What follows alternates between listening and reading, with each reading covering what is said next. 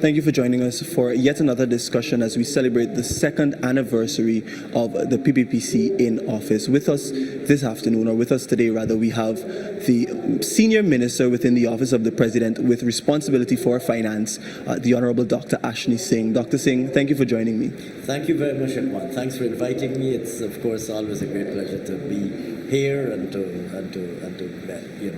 be in an interview with you. Yes, sir, Dr. Singh. So the first thing we want to talk about, upon your assumption in office in 2020, what was the economy like? What was the situation like? Sure. So I'm glad that you asked that question, because it's very important when we analyze current events and current circumstances. It's very important for us to understand context.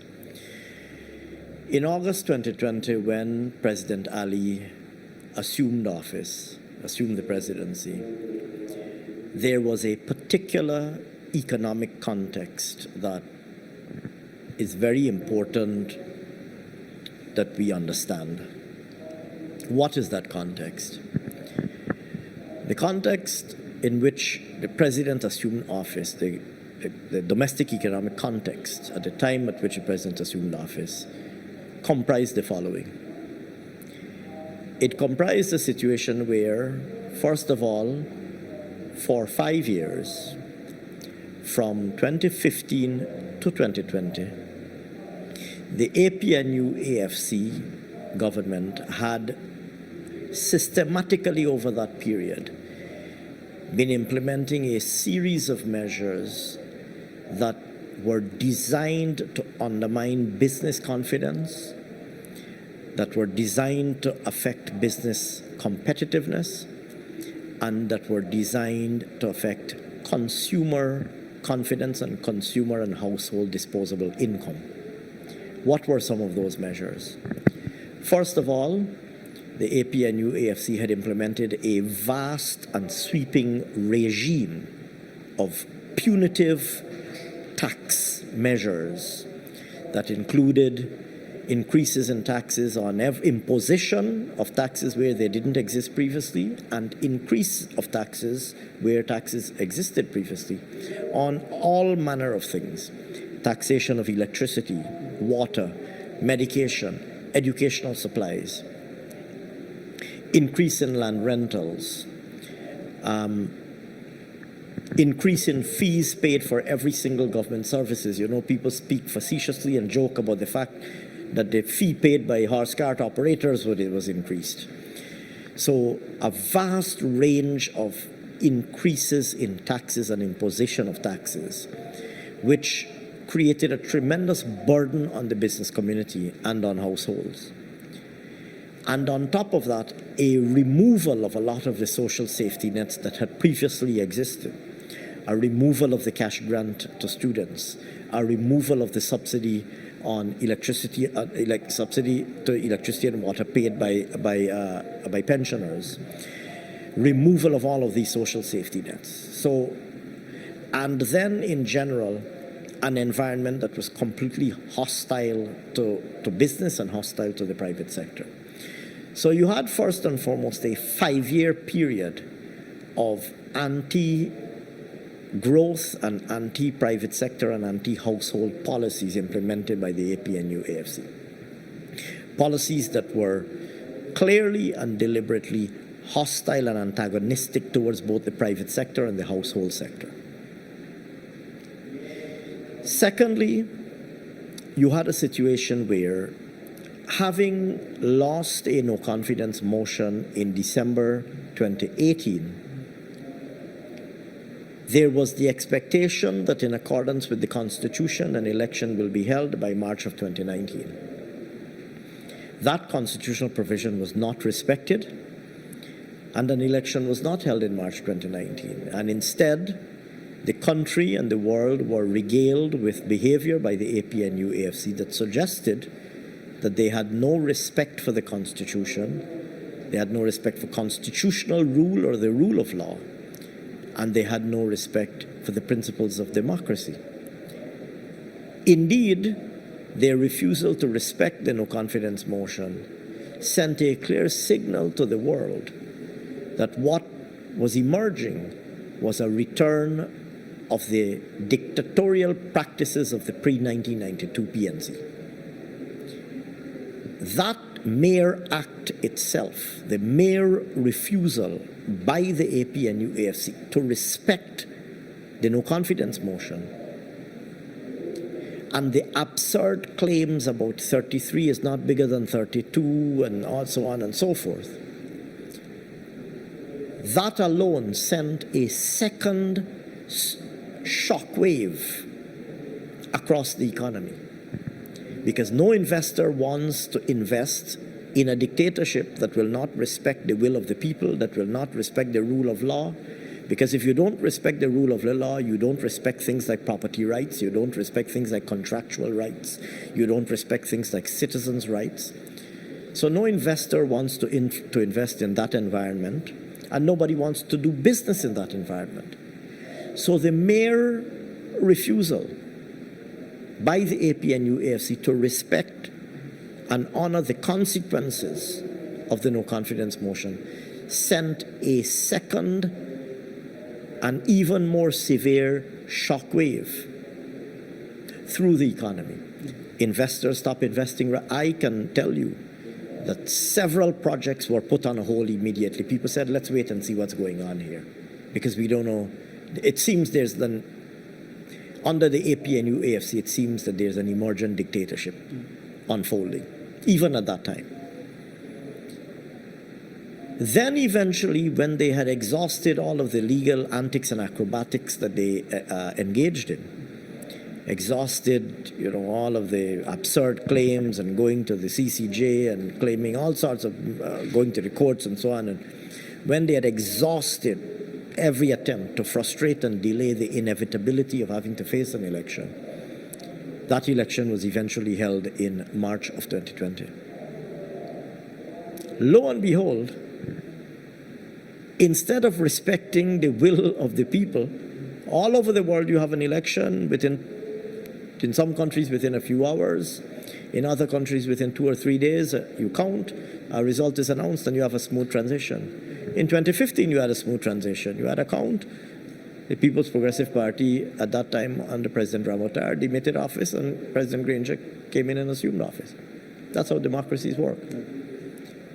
In 2020, having lost the election, they refused to respect the will of the people, refused to respect the verdict of the election, and sought to clung on to governmental power. That sent a third shockwave. The country ground to a halt, because this was now not the threat of a dictatorship. This was a dictatorship on full display. This was a dictatorship. The APN in their post-March 2020 conduct, what the world was treated to was a demonstration of dictatorship in its full and undisguised and unvarnished form. And I can tell you that from the time they refused to respect the will of the electorate in March of 2020, what had not already ground to a halt immediately. A third shockwave was delivered to the economy of Guyana, and a shockwave of almost tsunamic proportions.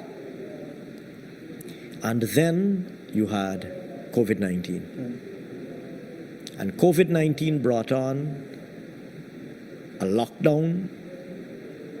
As you know, they had no COVID-19 plan. They issued an order to say that they can seize your property, lock you up, and burn your belongings if you're detected as having COVID-19. They didn't complete a functional hospital to treat you. They didn't make arrangements to ensure that you could continue to survive. Obviously, there are a lot of self-employed people. If you say you have a lockdown, how are these people going to eat?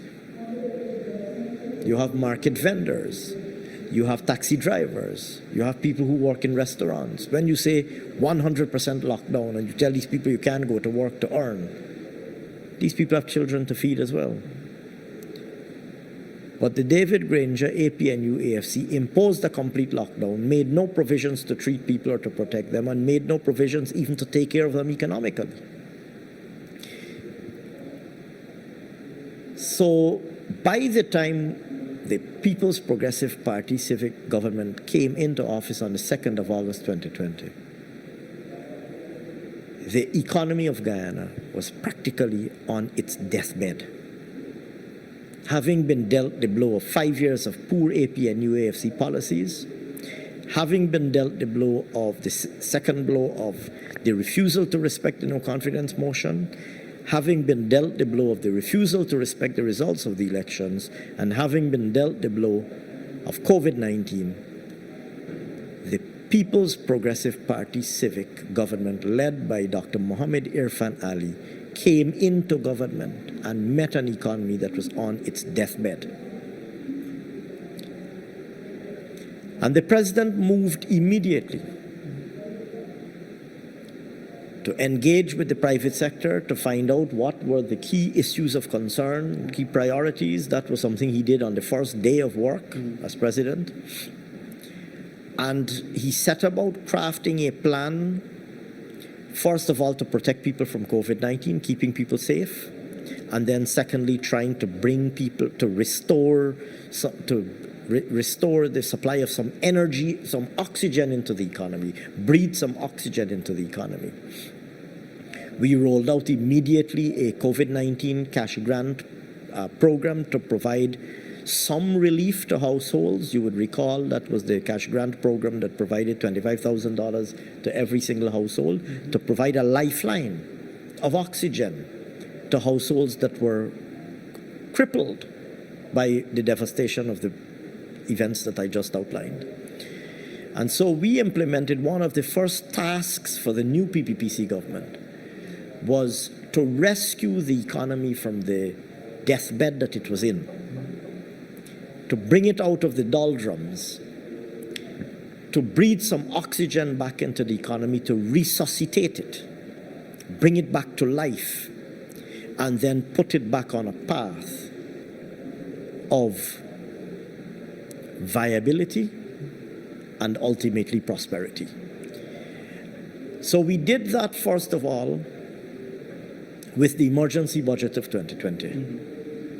That reversed a lot of the punitive measures that had been implemented and that were crippling the economy, and it implemented some immediate interventions. We then went to Parliament with Budget 2021, and swiftly after that, very early in 2022, with Budget 2022. Definitely. And those three budgets together, first of all, sought to resuscitate the economy, which I think we did, bring relief to people immediately, restore productive and investment activity, create avenues for persons to get jobs and to earn incomes, and to put the economy back on a trajectory of growth and development. And that has been what has preoccupied our government. I would like to say that the across-the-board recognition is that a lot of excellent progress has been achieved in this regard, and I'd be happy to speak about some of that. But the journey hasn't been an easy one, and there have been a lot of challenges and difficulties which I'd be happy to elaborate on, which have, many of which are external in their origins, but domestic in their impact, and I'd be happy to speak about those if you wish me to. So the theme for the commemoration of the second-year anniversary is the journey to prosperity for all. Minister, if you can just outline a little bit within that 2-year span, the specific measures and interventions that have been made, apart from the COVID relief cash grant, but in terms of injecting into the economy so that the economy can flourish.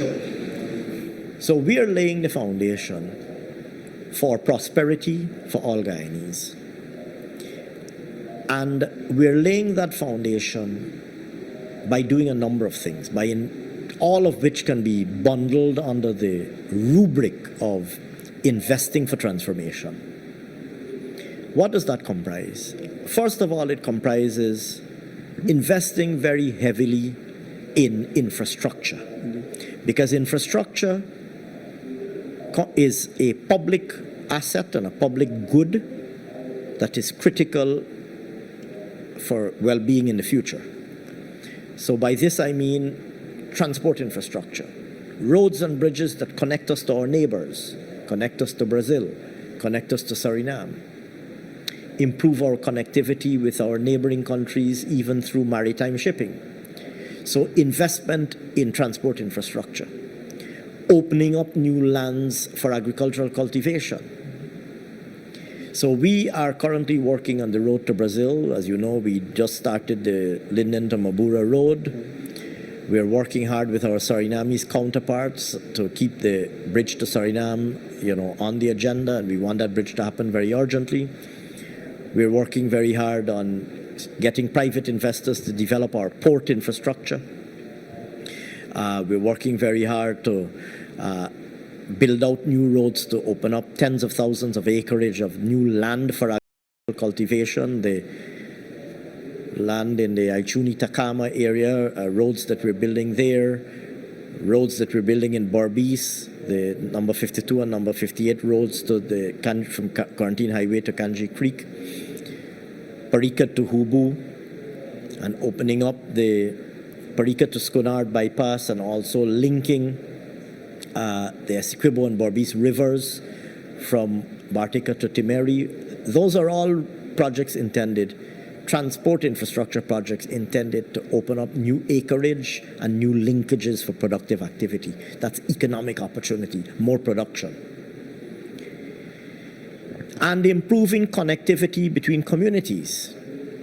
For so many years, we have grappled with this challenge of congestion on the East Bank. You've seen the president came in and he said he wants this to be a thing of the past. We immediately built out new arteries to connect Diamond to Georgetown, Diamond to Mandela Avenue, Diamond to Ogle, which will ultimately go all the way up to Timeri. So we've already opened up the Mandela Avenue to Eccles Road. We have opened up the Eccles to Mocha Road. The Mandela to Eccles Road will ultimately go all the way up to Diamond. That work is currently going. We just signed the contract for Ogle to Diamond. That work has already commenced. To improve connectivity amongst communities and ease of commute. Because every extra hour, if you live in the East Bank of Demerara or West Bank of Demerara and you have to spend 2 hours on the road, that's 2 unproductive hours. We want our people to be able to maximize on their productivity and the quality of life that they enjoy. Nobody wants to spend 3 hours stuck in traffic every day. Investment in, of course, the new bridge across the Demerara River, $261 million US. Investment in energy infrastructure, the gas to shore project. You saw recently the president made an announcement on the conclusion of the gas to shore project, where the latest big milestone on the gas to energy project. We're building 500 megawatts of new power, which will have the effect of reducing the cost of electricity by 50%. That includes, of course, the gas to energy project. It includes the hydropower project, and it will include also solar energy. And bringing down the cost of power will mean that we will be facilitating the competitiveness of business, the emergence of a manufacturing enterprise, and, of course, increase disposable incomes in households. So investment in infrastructure. And by that I mean physical and economic infrastructure, roads, bridges, energy, etc. Investment in social infrastructure, schools, hospitals. You have just seen we concluded a transaction to build a brand new maternity and child hospital that will be a world-class facility. We are working on 6 new regional hospitals that will deliver world-class medical services in all of these 6 communities. We are developing 4 new telemedicine centers that will allow us to deliver world-class medical treatment in hinterland communities. We are investing in a new Guyana Technical Training College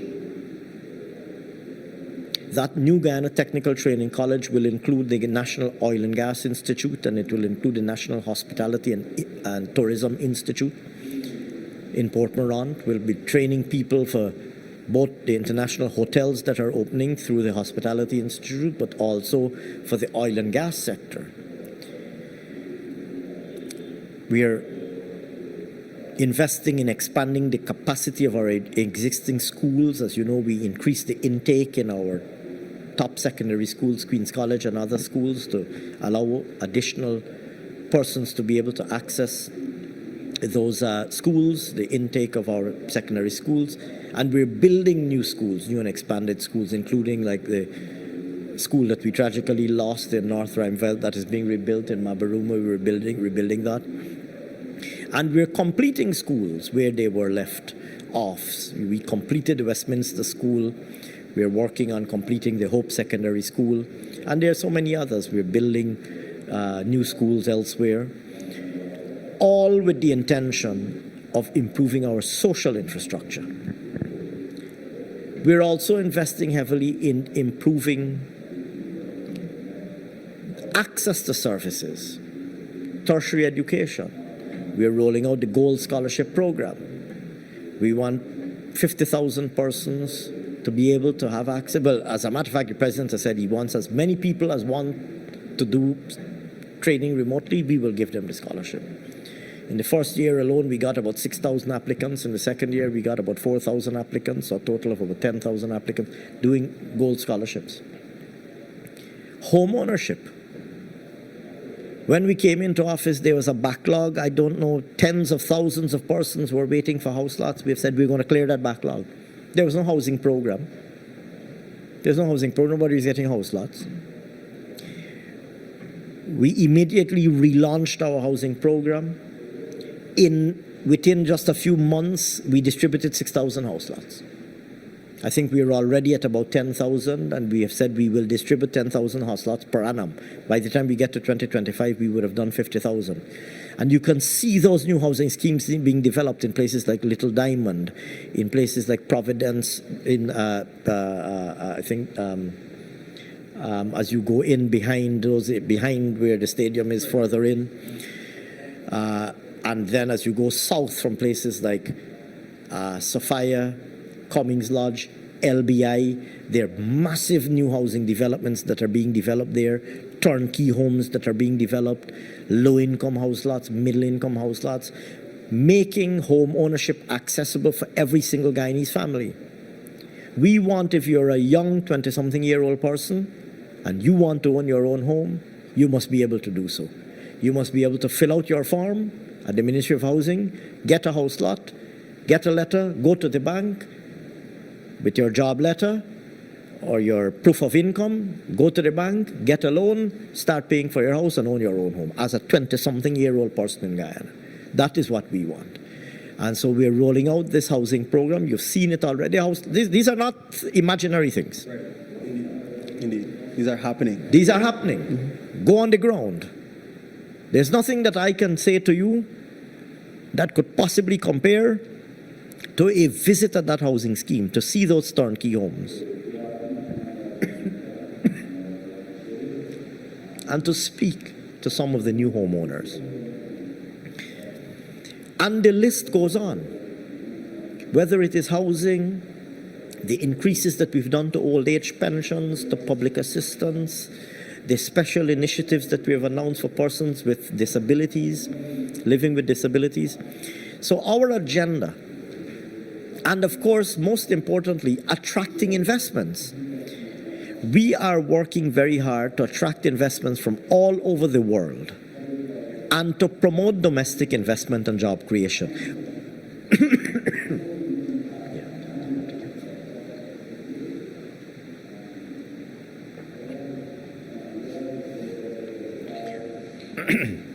We are working to promote investments by foreign investors and to encourage investment by domestic investors with the sole objective of creating jobs for Guyanese people. Just today, on the sidelines, the margins of the NTC, I met a company They have created 180 jobs, and they're looking to increase that. We are working with the this is in the oil and gas sector.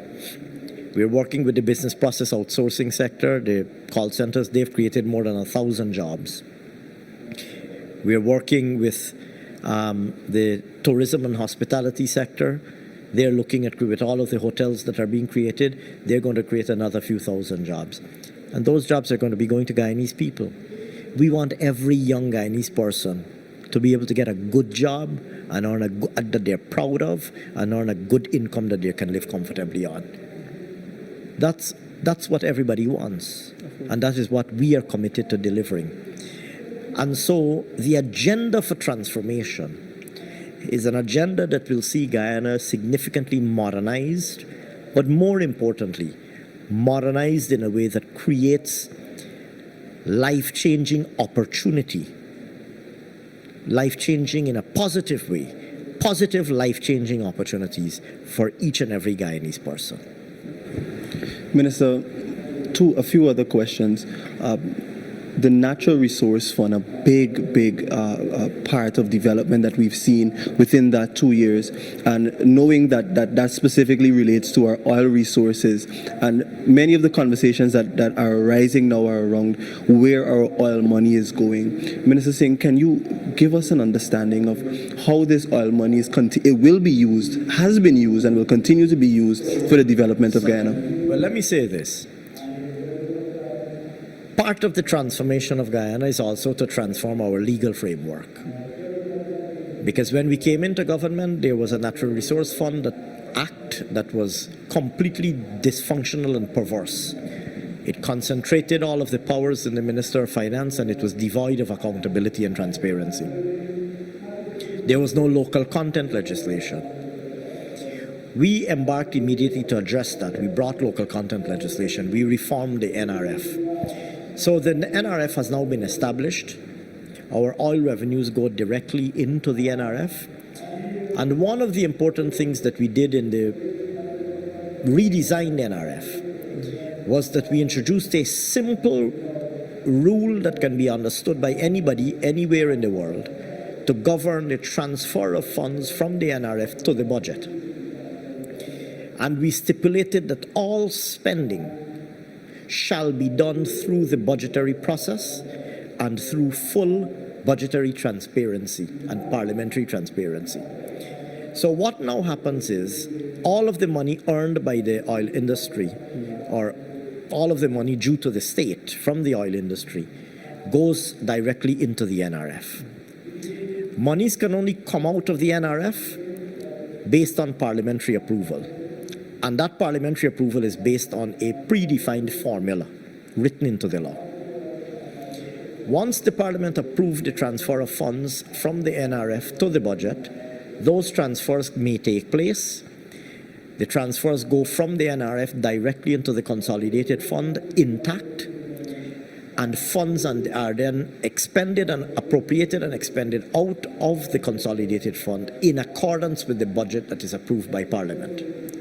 So the budget, as you know, includes all of the various projects and programs and initiatives that we would have announced, including several transformative projects, the Gas to Shore project, the bridge across the Demerara River, all of the other highways and roads and community roads that I mentioned, the increases in old age pension, all of those other initiatives are funded out of the budget.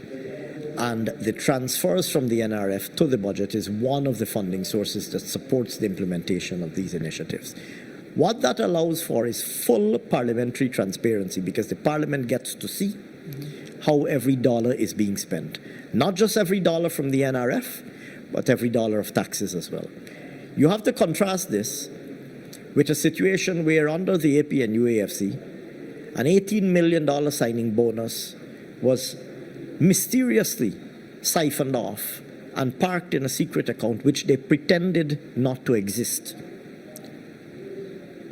Can you imagine trying to pull such a heist on the people of Guyana? That you create a special account in which to park $18 million and then pretend that it doesn't exist? We said that in our reinvented and re-engineered NRF, that would not be possible. all revenues of the sector due to the state must go to the NRF.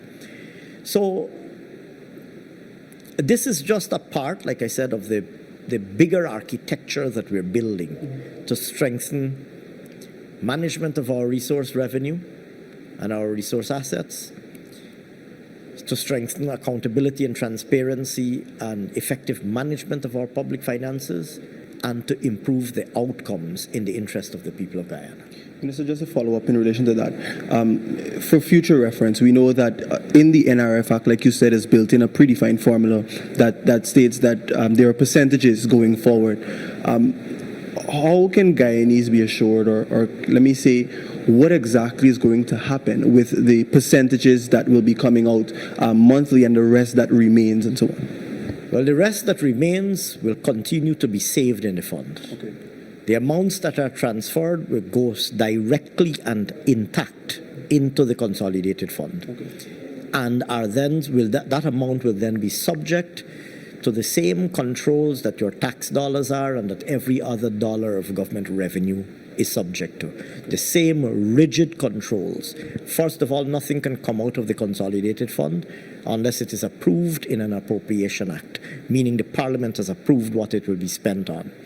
When it is spent, it is audited, fully audited by the Auditor General, and a report is submitted to Parliament. When that report is submitted to Parliament, it is subjected to scrutiny by the Public Accounts Committee. So there's a whole sequence of controls and multiple layers of scrutiny to ensure accountability and transparency.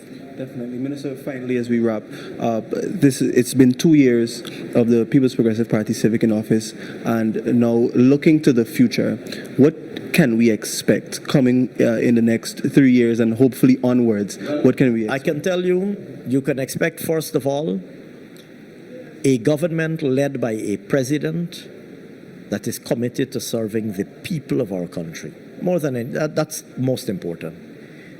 You have seen the lengths that this government will go to ensure that we remain engaged with the people of Guyana. We want to listen to the people of Guyana to hear what they have to say. Right now, we are meeting on the margins of the National Two Shows Council. And for 5 days, we're going to have an ongoing engagement with the council to hear from Two Shows, to hear from village leaders, the leaders of our Amerindian community, what is most important to them. Our president and our ministers are constantly on the ground in every community, seeking out feedback from the people of our country on what is important, what are their concerns, what needs to be fixed, and trying to fix these. So, first and foremost, you can expect and look forward to a government that continues to listen to respond to, and to be of service to the people of Guyana. Secondly, when we speak of the people of Guyana, we are speaking of all of the people of Guyana. The president has embraced as a special theme of his presidency, One Guyana. This government serves all of the people of Guyana. It does not matter which region you live in, whether you live in Region 1 or in Region 10 or any of the regions between 1 and 10. It does not matter whether you live in a city or a village. It does not matter where your ancestors came from. It does not matter where you went to school, and it does not matter where you go to church or what denomination of church you subscribe to or worship in. Our obligation, our responsibility, and our commitment is to be of service to all Guyanese, to each and every single Guyanese person, young and old, from Region 1 to Region 10, of every religion and of every ethnic background, and of every other orientation. Our obligation and our commitment is to be of service to all of the people of Guyana. And thirdly, a Guyana that is constantly undergoing a positive transformation in every respect. We are working on building a Guyana where the infrastructure will be modern, where the services will be modern, where the opportunities will be new, constantly emerging, and increasingly modern. Looking down the road, I think you can anticipate a Guyana that is very different from the Guyana that we have known in the past. Very different. We have an opportunity finally now to transform our country in a very positive way. And the people of Guyana, having judged the People's Progressive Party for several years up to 2015, having judged the APNU from the APNU AFC from 2015 to 2020, the people of Guyana, with those two experiences at hand, the people of Guyana exercised a very careful judgment in 2020 about what kind of government they want in order to realize the aspirations that they hold dearest to them. They exercised a very important judgment. And we take that mandate given to us by the people of Guyana to the core of our heart. That is a commitment and a promise of this government, that we understand the responsibility that we've been given by the people of Guyana, and we're committed to delivering that responsibility. Minister Singh, thank you so much for taking the time to talk with us. That has been the senior minister within the office of the president, with responsibility for finance, Dr. Ashini Singh, as we celebrate the second anniversary of the PPPC in office.